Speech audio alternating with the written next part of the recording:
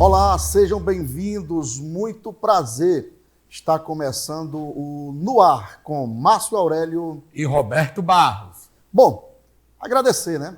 Agradecer a você que está nos acompanhando aqui pela TV Capital, canal 9.1.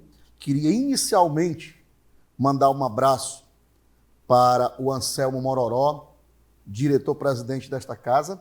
E é importante você não só acompanhar a TV Capital, é importante também você compartilhar essa ideia com os amigos. Afinal de contas, esse espaço ele é importante para a informação, para a democracia e, acima de tudo, você tem que entender uma coisa.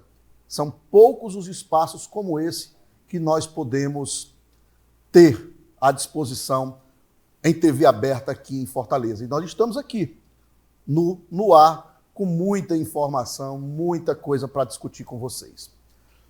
Roberto, eu acho que a gente tem um assunto muito importante. Ontem a ex-primeira-dama do estado de Ceará, Sim. Onélia Santana, se tornou, de fato, conselheira do Tribunal de Contas do estado do Ceará.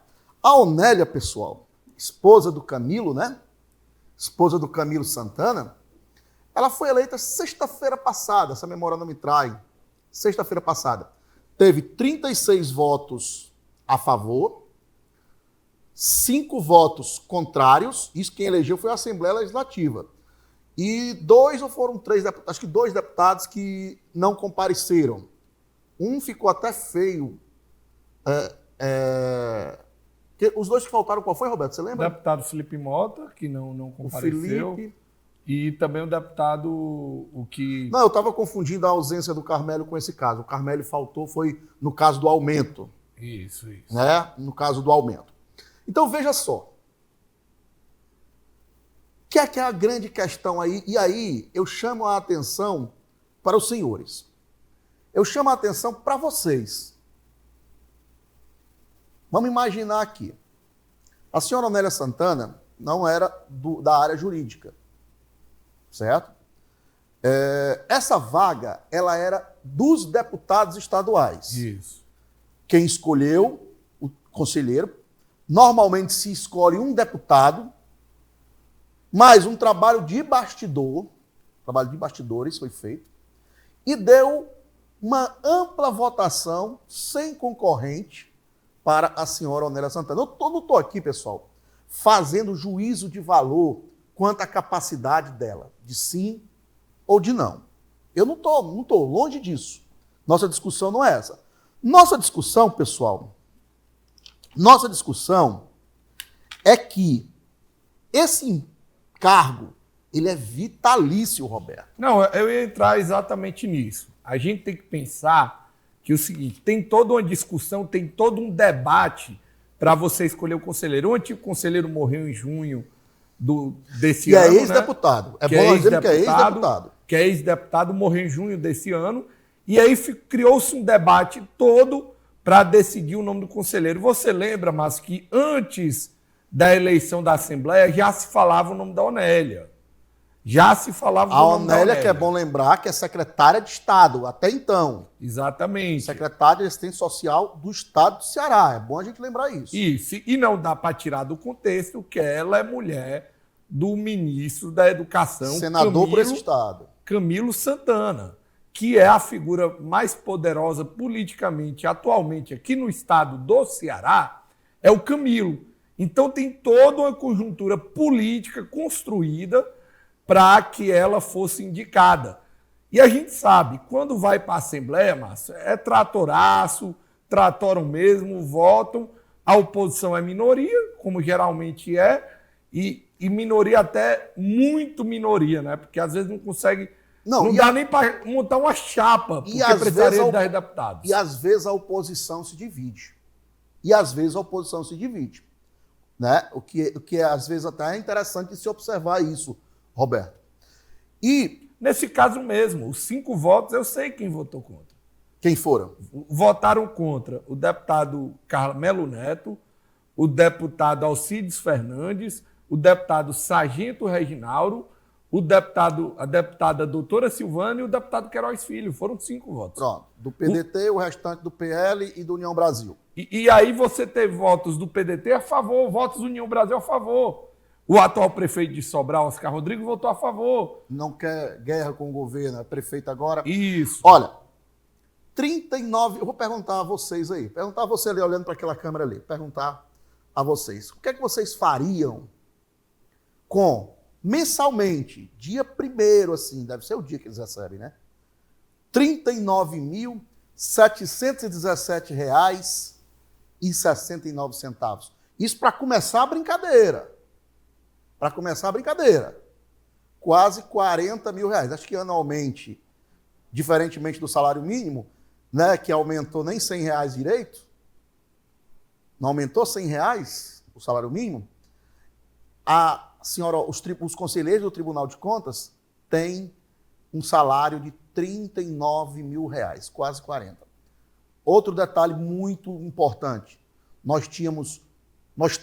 continuamos tendo 2 conselheiros à disposição, disponibilidade. Isso, esse Porque se vocês lembram que se fundiram o TCM com o TCE, exatamente. O Domingos Filho, pessoal, é conselheiro à disposição. Exatamente. É conselheiro à disposição, Domingos Filho. Não lembro quem é o outro, mas nós temos. Tem 2 conselheiros que deveriam vir do TCM com prioridade para ser as próximas escolhas. Só que o que aconteceu, a gente sabe que o poder do Estado, do governo, de toda essa máquina, atropela todo esse tipo de situação. Inclusive teve ação.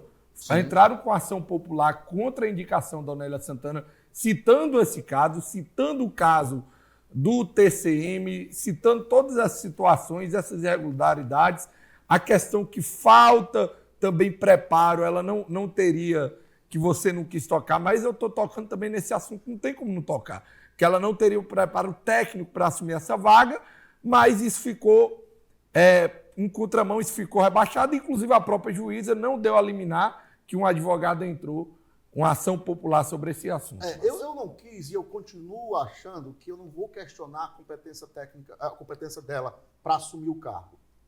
Até porque eu acho que tem uma assessoria. O que eu questiono, pessoal, é que ela é esposa da figura central da política cearense. Ela é esposa da figura, hoje, mais importante em termos de articulação. É o cara que comanda várias secretarias do governo do Estado, é o cara que vai ser, com certeza, prestigiado no secretariado do prefeito eleito Evandro. É o cara que é ministro da Educação.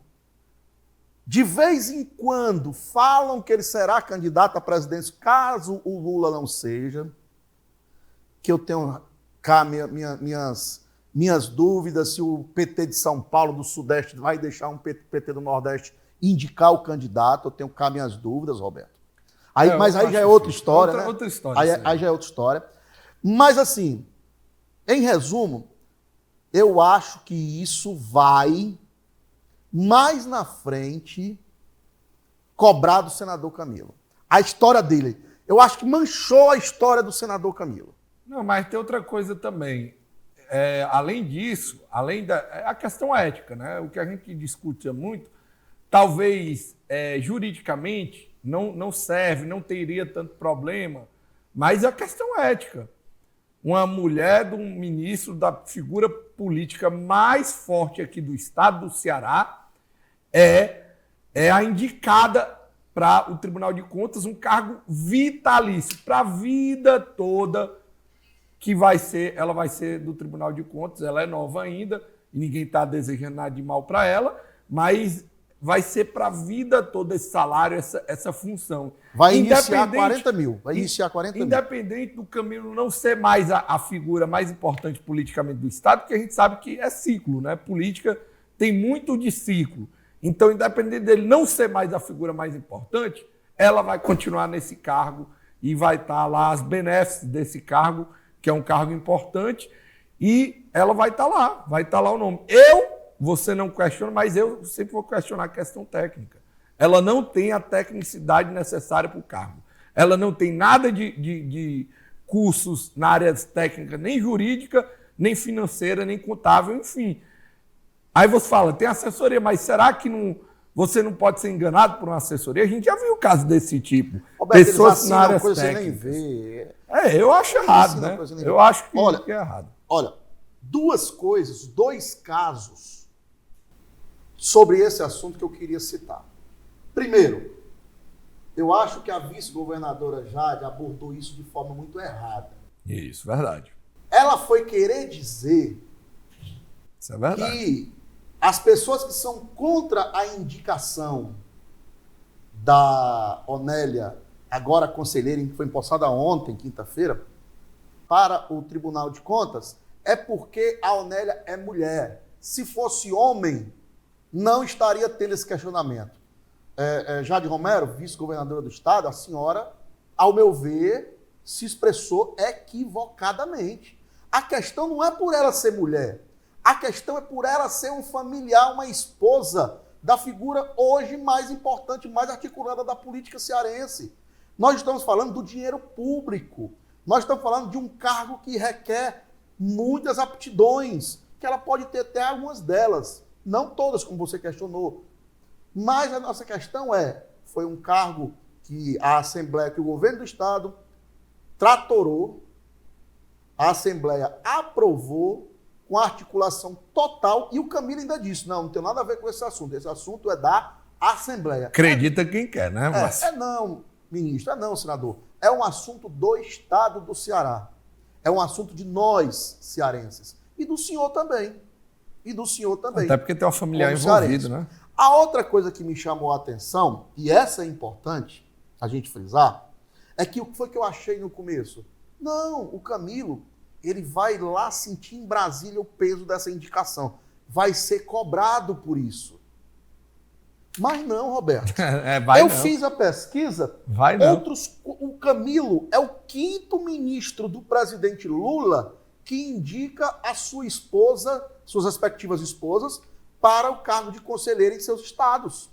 Olha, nós temos o caso do Valdez Góes, que é ministro do governo Lula, indicou a esposa, sendo que a esposa já sido deputada e tudo, mas não importa. A esposa é conselheira. Lá no Amapá, né? No Amapá. Nós temos a esposa do Renan Filho, que é ministro do Lula, lá em Alagoas, hoje é conselheira. Nós temos a esposa do Wellington Dias, do Piauí, que é ministro do Lula, de Desenvolvimento Social, e a esposa agora é conselheira. E nós temos a esposa do Rui Costa, lá na Bahia. PT também. Isso. Aqui só 2 do PT, 1 do MDB. 3 do PT com o Camilo. Agora sim, dos 5. Isso, 3 do PT com o Camilo. É o 5º. E ainda tem um 6º ministro que tem a cunhada, porque o Jader Filho, que é irmão do Helder Barbalho, governador do Pará, a esposa do Helder é conselheira. Sim. Do estado do Pará. Então, eu que pensei que o Camilo ia ser cobrado pelos seus pares, ia ser cobrado pela grande mídia, né? Ia ser cobrado por tudo isso? Não foi por quê? E talvez não vá ser por quê? Porque ele é só um dos. Roberto. Já teve, como você trouxe, mas teve já casos, né? Vários casos de outros ministros do governo Lula que indicaram esposas para esse cargo, que é um cargo, como disse, com muitas benéficas, vitalício, é para a vida toda, até a pessoa falecer, né? Então, não é a primeira vez, não é a segunda, não é a terceira, não é a quarta, é a quinta. É a quinta vez. É a quinta vez que um ministro do Lula indicou, né, a mulher para o Tribunal de Contas do seu respectivo estado, né?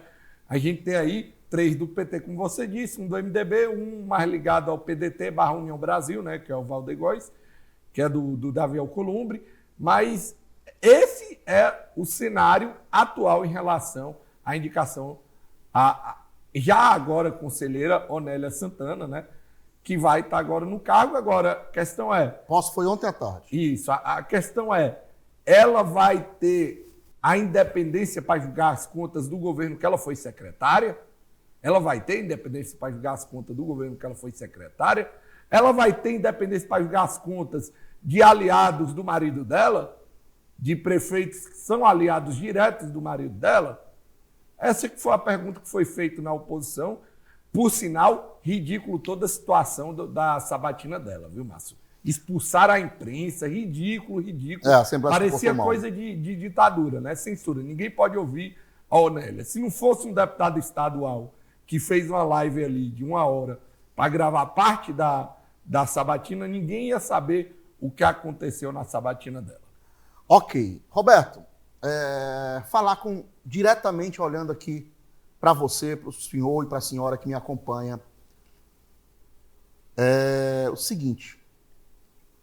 Esse assunto que a gente trouxe, eu queria que vocês aí pensassem, formassem a opinião de vocês. Nós não estamos aqui para tentar convencer ninguém. Pensem aí. É correto? Não é correto? É normal? Não é normal?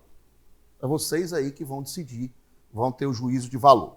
Queria mudar de assunto, Vamos Roberto. Vamos mudar de tema. Vamos mudar de assunto, aproveitar, porque é o seguinte, o estado do Ceará, que eu lembre, nunca o Ministério Público, num pós-eleição, pediu a cassação de tantos prefeitos. Verdade. São 184 municípios. O Ministério Público, nas suas respectivas cidades, pediu nada mais, nada menos, até o momento, até hoje, a cassação de 10 prefeitos, que nem assumiram ainda. Alguns são reeleitos, são prefeitos no momento. Mas o novo mandato deles só começa em 1º de janeiro. Exatamente. 10. E ainda teve uma que foi agora, ontem, a lá de Acaraú, a esposa do deputado Robério Monteiro, a prefeita Ana Flávia, que o Ministério Público entrou com a ação de investigação contra ela e contra o vice. É isso mesmo. A questão do uso da mídia da prefeitura, a questão das contratações que o Ministério Público está questionando, não pediu ainda a impugnação, mas já iniciou aqui um movimento. Um movimento de investigação, né, Márcio? Roberto, o que você acha aí? 10 cidades, 10 prefeitos e prefeitas eleitos têm seus mandatos questionados pelo Ministério Público do Ceará. Márcio, eu vou comentar sobre isso. Primeiro, parabenizando o Ministério Público, porque quem acompanha a gente na rádio, no programa Contraponto, da Rádio Clube, a gente sempre reclamou que muitas vezes o Ministério Público era muito lento para fazer a denúncia. Às vezes demorava 2 a 3 anos para fazer a denúncia, às vezes era julgado pelo TRE, depois pelo TSE, o cara já estava perto de acabar o mandato. Dessa vez, não. O Ministério Público, a gente está vendo fazer um trabalho exemplar no sentido de já denunciar antes de assumir, para já pressionar o TRE para o TRE analisar e, caso tenha irregularidade, caçar a chapa e a gente fazer novas eleições num período curto para que o novo prefeito eleito tenha tempo de fazer seu trabalho. Então, eu tenho que parabenizar o Ministério Público pela celeridade. Claro, a gente não quer dizer que esses 10 prefeitos que estão denunciados vão ser cassados. Não quer dizer isso. Mas a denúncia está feita, vai ter todo o trabalho de investigação, de apuração no sentido da justiça olhar a denúncia do Ministério Público e julgar, mas a gente tem que reconhecer que dessa vez, pela primeira vez, eu acredito na história, a gente já está tendo várias ações. E olha aí, para todos que estão nos acompanhando, vai ter mais, viu? Pelo menos é isso que o Ministério Público do Estado do Ceará indica, né? A gente sabe que são casos diferentes, né? Alguns casos de abuso de poder político e econômico, outros de outras situações, mas o que liga, por exemplo, o prefeito eleito de Choró, de acordo com o Ministério Público, pode ligar outras prefeituras também, Márcio. Roberto, algumas coisas chamam a atenção e eu queria colocar isso para vocês que nos acompanham nesse momento. Dentre esses 10 prefeitos e prefeitas que o Ministério Público... Aí vai a de Limoeiro do Norte, Tauá, Ipu, Choró-Limão, Barroquinha, Quixeré, Baixio, Canindé, Varjota, Aracati, certo? Dentre esses 10, 2 já foram presos recentemente. Exatamente. Um está foragido, né? E isso, o que foi preso recentemente, foi solto, que é o do Choró, teve sua prisão de novo por outro caso, que não foi o da prisão dele, outro caso, e ainda não foi preso. Não se entregou e não foi preso ainda. Nem foi preso, nem se entregou. No mesmo dia que decretaram essa segunda prisão dele, que é o Bebeto do PSB, Bebeto Queiroz do PSB, decretaram também a prisão, e esse já foi preso, lá de Quixeré. Baixio, não? Prefeito não, Baixio, perdão. De Baixio. Perdão, Baixio, que é o Lúcio, do isso. Republicanos. Isso mesmo. Que é o Lúcio do Republicano, você tem razão. Então, imagine aí os senhores. 2 desses prefeitos estavam presos. E se o Bebeto ou não se apresentar para cumprir os 5 dias e talvez mais 5, detalhe, na diplomação dele, ele mandou uma autorização para o filho dele receber a diplomação. Isso mesmo. Aí, meus amigos, eu pergunto, qual é a certeza de uma boa gestão que municípios que já começam nessa tensão, já começam com casos como esse, vão ter? Como é que a população do município como Choró, por exemplo, está pensando? E uma coisa que eu não falei, Roberto, uma coisa que eu não falei. No dia que o Bebeto Queiroz, prefeito eleito do Choró, foi preso lá em relação ao caso que eu falei, que foi o primeiro, foi também decretada a prisão do atual prefeito. Os 2 foram presos. Isso. Chegou um momento que o Choró Limão, tanto o prefeito atual como o futuro, estavam presos.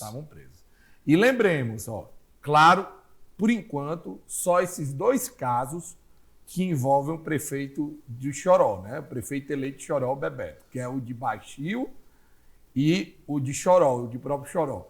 O que levou à prisão dos 2 foi em Pindoretama, que é outro prefeito. É porque eles trabalham profissionalmente, eles prestam serviço à prefeitura. Eles têm empresas que vencem, que concorrem e vencem licitações. E agora o Ministério Público e a Justiça entendeu que essas licitações não são daquelas totalmente corretas e tal, né? E fez uma operação em Pindoretama e a Justiça decretou a prisão dos 2.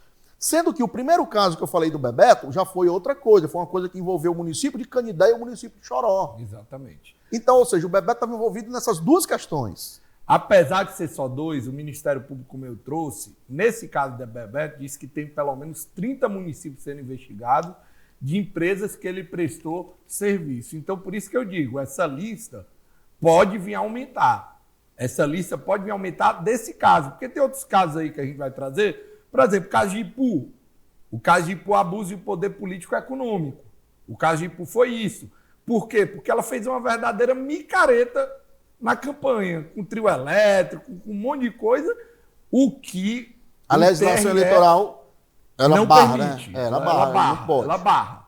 Então, Proíbe. É um caso diferente, mas eu estou dizendo que a gente ficar atento a esse caso de Choró... Tem muito, sabe o quê, Roberto? Tem muitos desses aí, propaganda irregular, o uso da prefeitura na contratação, o dos servidores. De Aracati é um desses. E a Caraú também. A Caraú também, que não pediu ainda, mas a Caraú é isso. É que o questionamento é que foi feito o uso da máquina da prefeitura para divulgação da candidatura, ou da imagem, reforçando a imagem da pessoa, da prefeita, o que não pode, é vedado. Você tem que desenvolver ações que divulguem o município, a gestão, não a pessoa do prefeito ou da prefeita. A de Limoeiro Contratações Norte, irregulares. Isso, a de Limoeiro Norte, a Dilmara Amaral, do PRD, ela, o caso dela é isso. Ela, na época da campanha, próxima à campanha, ela contratou muitos funcionários num período que não poderia fazer e esses funcionários fizeram campanha. Então, é abuso do poder político e econômico, né? Porque você tem a máquina da prefeitura. Ela era vice-prefeita, naquele caso lá de Limoeiro, se tornou prefeita, pegou a máquina e usou na campanha dela, utilizou a máquina na campanha dela, a máquina pública em favor da campanha dela. E por isso o Ministério Público já fez o pedido para o TRE julgar pela irregularidade, pela cassação do mandato dela, né? E, entre outros casos, não só Limoeiro, né? Aracati também é muito parecido, muitos desses casos são parecidos. A gente só trouxe o de Choró diferente, porque o de Choró pode envolver outros municípios também, além desse. Porque prestação de serviço, venda e prestação de serviço para a cidade. Roberto, vamos encerrar esse assunto, depois a gente volta. Vai ter muito assunto, mas eu queria rapidinho tratar de um que nós estamos chegando aqui, caminhando para o final do programa. A violência. Essa semana, mais um policial militar morto, Roberto. Isso mesmo, Márcio. 16º policial militar assassinado no estado do Ceará. Soldado do Raio, Alexandre, ele fazia um trabalho muito bom. O Raio, a gente sabe que é uma tropa de grande respeito aqui no estado do Ceará. Ele foi assassinado em Tapipoca enquanto trocava tiros com bandidos, né? Com bandidos que o cara que relativamente entrou em 2017, pouco tempo na polícia, né? Pouco tempo na polícia. E aí ele é o 16º policial militar assassinado nesse ano. Esse número, mas para você ter ideia do tamanho do número, é o segundo número na história do estado do Ceará de maior número de policiais militares mortos, seja em serviço, seja fora de serviço. Então, a gente tem 16 policiais militares assassinados no Ceará. 16, né? Então, o que acontece foi o seguinte: esse policial, ele atuava lá pelo Raio, né? Estava numa ocorrência, trocou tiros com bandidos e, infelizmente, veio a óbito com um tiro na cabeça nessa troca de tiros. Somente em 2017 a gente teve mais policiais assassinados do que esse ano de 2024. É um número lamentável. Olha, e você que vai nos acompanhar aqui, vai ver que a gente vai tratar muito do tema da segurança, o que a gente costuma chamar de insegurança pública. Eu queria agradecer, dizer que na semana que vem estaremos de volta. Olha, muita coisa. Sabe o que a gente vai discutir semana que vem, Roberto? Acho que não pode deixar de falar sobre esse assunto. Os vereadores de Fortaleza aumentaram os próprios salários, da próxima gestão, no caso, né? De R$ 19.200 para R$ 26.000. Nem eu falei errado, nem você escutou errado. De 19 mil para 26 mil. Quase 30%. E aí, meu povo? Olha, agradecer. Agradecer a você que nos acompanhou, que estava aqui no programa No Ar com o Márcio Aurélio e Roberto Barros. Semana que vem a gente tem um encontro. Um bom fim de semana a todos. Um abraço e até a próxima.